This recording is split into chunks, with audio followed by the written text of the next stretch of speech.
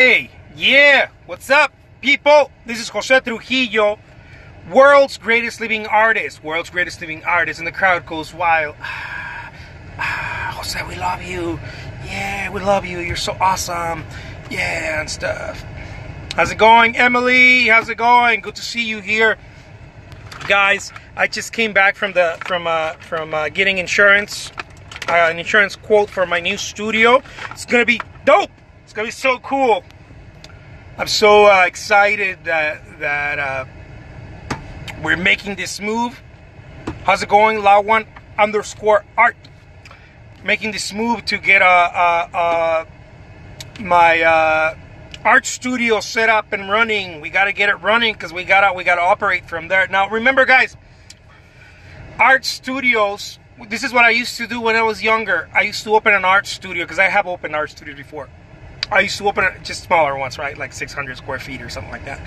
I used to open an art studio and think that, you know, I was just gonna paint and somehow just, you know, I don't know, that somehow the money was gonna come and people were gonna come and everything's gonna be super dope. I have no idea. I had no reality of what it took to generate traffic, to generate income.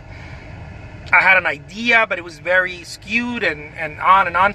So I just want to remind you guys out there, look, guys, an art studio is a business, okay? It's to generate income. It's to create content. It's a machine. That's what it is. That's the way I look at it. I know a lot of artists don't like this, and some artists have even spewed some hate on me for saying that. But an art studio is a machine. It is not for you to go there, sit down, and have mindfucks. Like, oh my God, I'm such a great artist. Oh yeah, awesome. That's not what it's for. It is to generate income. It's to create content and possibly create some art shows in there. Hopefully if it's big enough. If it's not big enough, if you don't have a big enough art studio to create shows, cool. Have a wall space at least to have a little showroom or something. If that's not it, it's okay. It's okay. Use it to generate income so that you can go maybe get a bigger space. But it is, do it, yeah. Bam. It is to generate income, guys. It is to create content in different ways. For example, from our art studio, these are some of the ideas my wife and I have been coming up with. Look, we're gonna be of course creating. I'm gonna have different easels set up. Some of them are gonna be for oil painting, another easel for large pieces of work, very large pieces. There's gonna be an easel for acrylic work. There's gonna be an easel for old charcoal and watercolor work. Okay, a table for watercolor and an easel for charcoal work. So it's going to be different stations. And that's me, baby. I'm going to be painting all over that damn place. I'll be like, bam, bam, bam, bam, left and right. And then we're going to have a space where we're going to be doing our podcast. My wife and I are going to be doing our podcast. Today's supposed to be Cafecito Thursday. I got my coffee, but I ain't got my wife with me. She went into the mall to...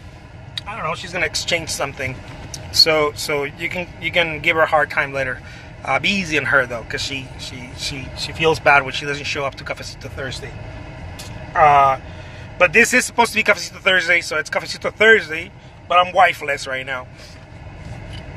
So I wanted to tell you this because she's not here, and I think it's important to say this. Look, my wife is the most resourceful, proactive partner. She deserves a treat, totally. Resourceful, proactive partner, responsive, that I think an artist can have. I could not do this without her. It would be very, very fucking hard to do it by myself. It would be very difficult because, one, being alone as an artist, it's very confusing. It's a very confusing job, and being with a partner that doesn't support you is even more confusing. I've been there before I met my wife. I've been there, being around someone who's not supportive, who doesn't understand your. See, I think that in order to get somewhere, you have to be a little bit crazy. You have to be a little bit crazy. And if someone is crazy enough to get your crazy, you're lucky. You know, you're just a lucky beast. You're a lucky beast.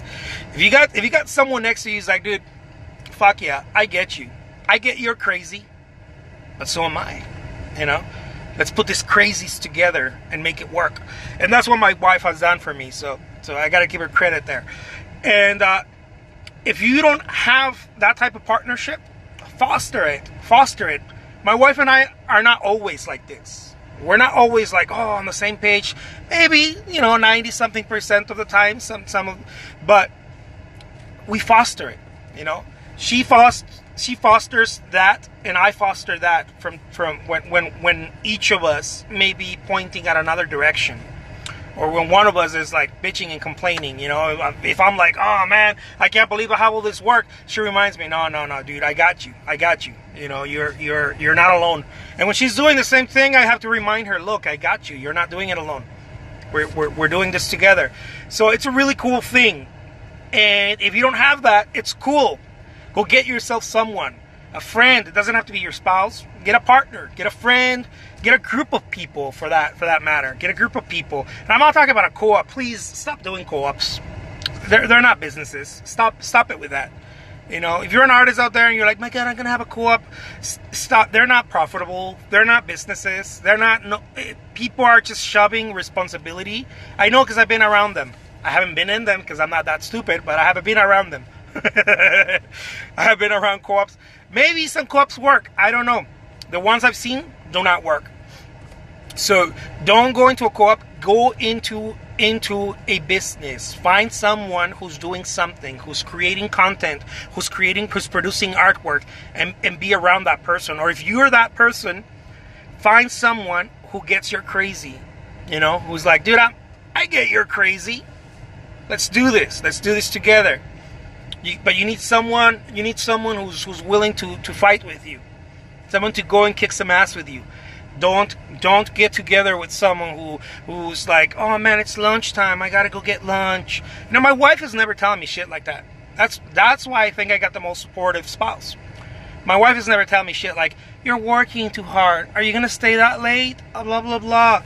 It's too late. It's too early. She's never telling me stuff like that. She's always like, come on, let's do it. Let's go.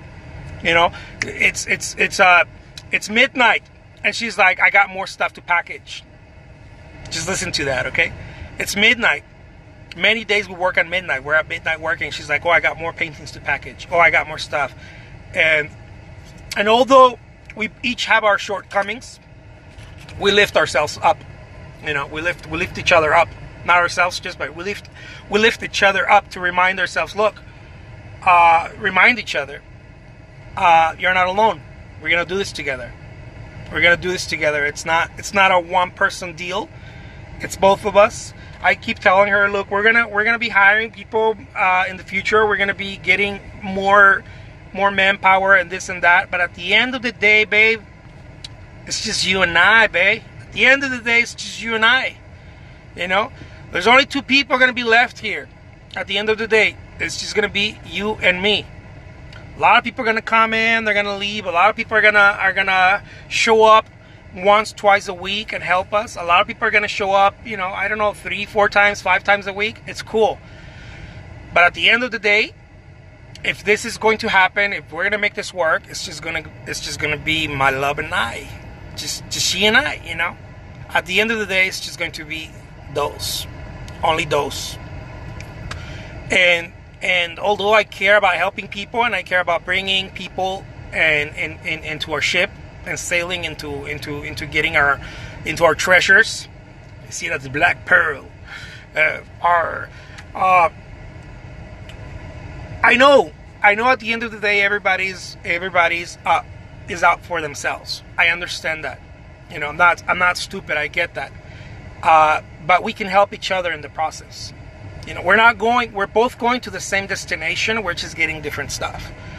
And one thing that I know is, look, get yourself a partner that is going to the same destination and is willing to put their ass in the line. Okay? They're willing to put their ass on the line and say, you know what? This is going to be painful. This is going to take a different me. This is going to take more energy than I expected. This is going to take more I have to be braver than I thought, but I'm gonna do it. I'm willing to do it. And if you're the artist, if you're the person producing the artwork and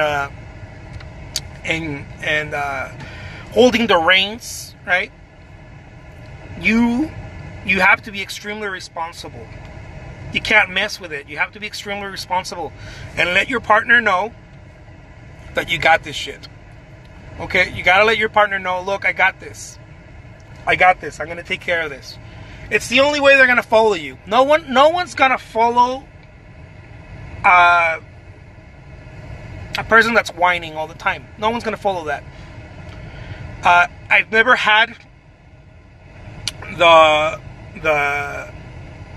opportunity to be in a very serious situation, and I call it opportunity, to be in a very highly serious situation. But if I was ever if I ever find myself in a serious situation, life or death, or a life-changing experience, I want to be around my wife. I want to be around people that just kick ass. I want to be around the bravest people. I want to be around the killers, right? I want to be around those people because those are the people that survive.